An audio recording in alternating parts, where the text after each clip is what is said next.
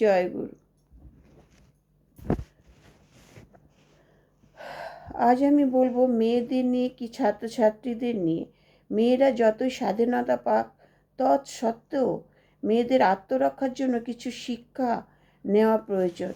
প্রতিটা মেয়েকে বা ছেলেকে, আমার মতে প্রতিটা সরকারি স্কুলে 5 to 10 পর্যন্ত ছাত্রছাত্রীদের একটা আত্মরক্ষার প্রশিক্ষণ প্রয়োজন।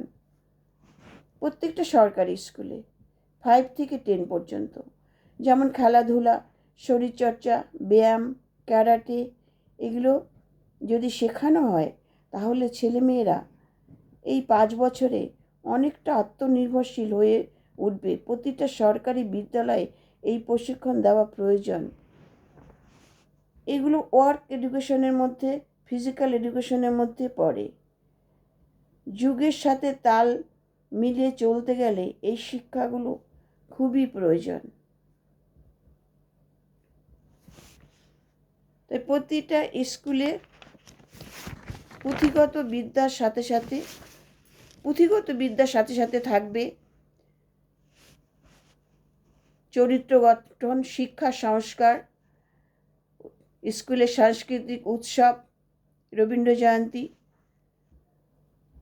বাৎসরিক ক্রীড়া প্রতিযোগিতা, এগুলো প্রত্যেকটা স্কুলে পালন করা হয়। তবে অনেক স্কুলে অনেক গাফিলতি হয়, সেটাকে কঠোরভাবে নিয়ম করে দেওয়া উচিত। তবে প্রত্যেকটা স্কুলে এই যে ছাত্রছাত্রীদের যে এই যে আত্মরক্ষার প্রশিক্ষণ, এগুলো কিন্তু থাকা বাঞ্ছনীয়। এগুলো ওয়ার্ক এডুকেশন, ফিজিক্যাল এডুকেশনের মধ্যে পড়ে, ব্রতচারীর মধ্যে পড়ে। এগুলো অনেক স্কুলে আছে, কিন্তু সেখানে টিচারদের গাফিলতি আছে।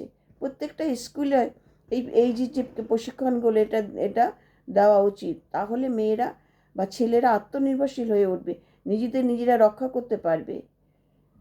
যতই সমাজে নিয়মকানুন থাকুক, কঠোর হোক না কেন, তার মধ্যে যদি এগুলো যদি করা হয়, এই ছাত্রছাত্রীদের এই প্রশিক্ষণগুলো দিলে, তাহলে প্রশিক্ষণগুলো দেওয়া খুবই প্রয়োজনীয়।